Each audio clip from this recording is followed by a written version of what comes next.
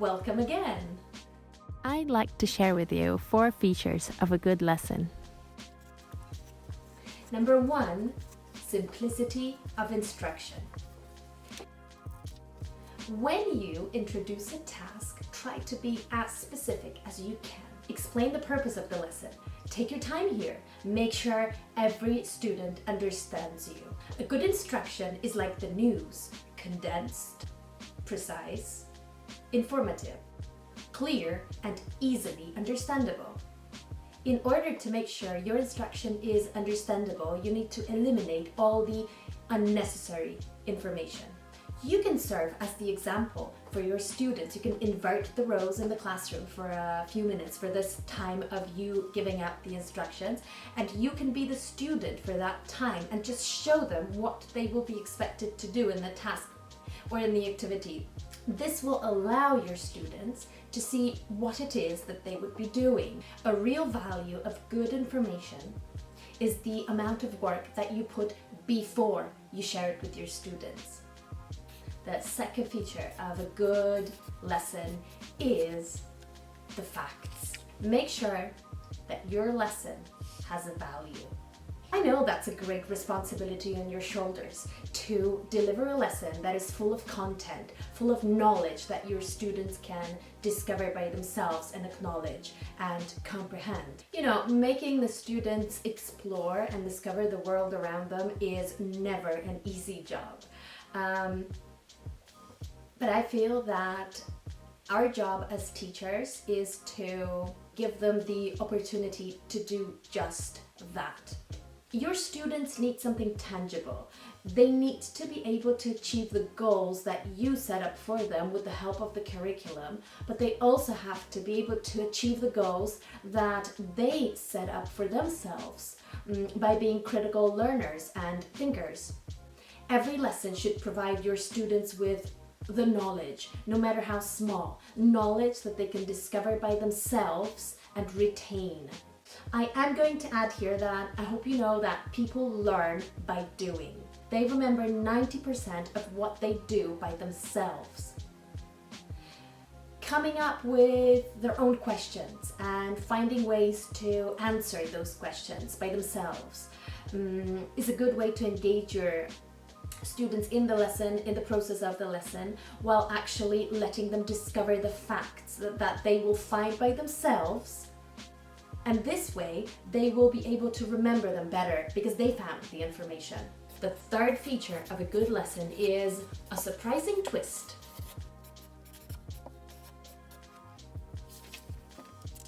A good lesson wants you to do one thing: eliminate the stuff that you don't need. You know, every time in the planning stage of creating a lesson, you want to add this, and then there's this little game that you just saw online that you want your students to play in the lesson, and then there's this activity that you really want them to take part in, and there's this book that you really want them to read, or you want to read the book for them in the lesson. But listen, there's just not enough time for all that. Your lesson is not a circus. Your lesson is not purely a show that is meant to entertain every single person taking part in it. There needs to be an educational value in it, but don't get me wrong. I do want you to treat your lesson as a stage that you set up a narrative onto, and that you build, and that you always add an interesting and surprising twist in your lesson, because that's part of a good lesson, I'm telling you.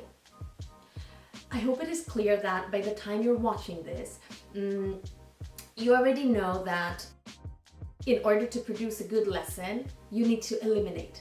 You don't even have to talk a lot during the lesson. What you have to do is think a lot before the lesson itself. As for the content that will make it into your lesson plan, this has to be unexpected. Try to think of it as an educational party, or like I said, a little stage in the theater with your students being the viewers of the little show, but being active viewers. This will be like a mini show for your students who will eagerly wait for every lesson that you will run. A surprising twist can be found on either of these levels. The format of the lesson.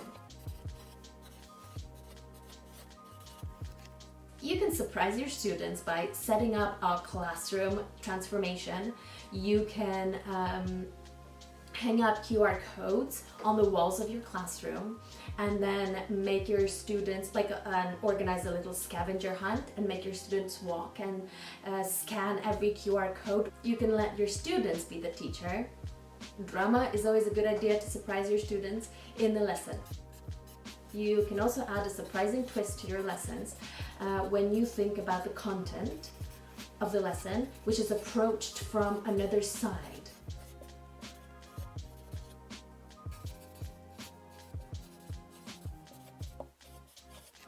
Last year I did the Give Me 5 book with Year 5, and in the beginning of this book I really like the concept of introducing a certain number of balloons that were sent out to the world, and every balloon had one question attached to it, and every balloon went to a different country, and in every unit we get to meet the kids who found the balloon. Every balloon had a question, so every child that we meet answers this question. I think it's a great way to teach about the countries, to teach about hobbies, interests, fashion, and other things. You know, the topics are approached from a completely different side, and how cool is the idea of the balloons and of the balloons flying to different countries of the world. I'm very excited about this idea. When teaching about food, bring your own snack box. Open it in front of the children. I think that real life connection lets your students discover more than they would normally be able to. This is the real life connection that will allow you to approach the topics from a different side and from an unexpected side, because children don't usually expect you to bring something from your house, which is something that I love doing. The fourth feature of a good lesson is emotions. This point is connected to the surprise in the lesson. It is likely that when you surprise your students, they will feel something during or after the lesson. Emotions are the energy that your lesson needs. Students can sense the teacher's emotions easily. If they see fire in you, they will most likely copy it, even involuntarily. Students are bored when the lesson is flat. There needs to be certain intensity in the lesson so that the students can take part and eventually learn. You can trigger emotions by associations. Name the emotions that you want your students to feel. Have them on the same page that you are on in the beginning of the lesson. Tell them, today you will be active participants. Today you will joyfully take part in a new activity. I have this exciting game for you planned today. I hope you like it. These are all emotions that you name, and it's scientifically proven that when your students hear these words, joy, happiness, anticipation, it raises their pulse and it raises their heart rate. And this is how they can feel the emotions in the lesson. And when you feel the emotions, you're actually engaged in the lesson. And when you're engaged, it is more likely that you'll remember what's going on in the lesson if you're the student. So ultimately, they will learn faster and easier. Isn't that what we all need? Now, how to invoke emotions in the lesson? Well, first of all, remember to have your students interact with each other. Well, sometimes the emotions that your students feel during a process of working with their friends can be not so positive, but you're there to help them. You can give your students controversial topics to discuss, which will also evoke emotion. You know, if they agree with something, they would really want to share their idea and agree with you. But when they think what you're saying doesn't make much sense, they strongly disagree with something, they also feel emotion and they want to share it.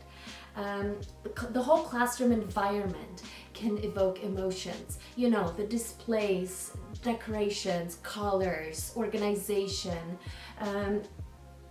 Try to remember this. When your lesson resembles a story which you unroll in front of your students and engage them in it, your students will remember it better.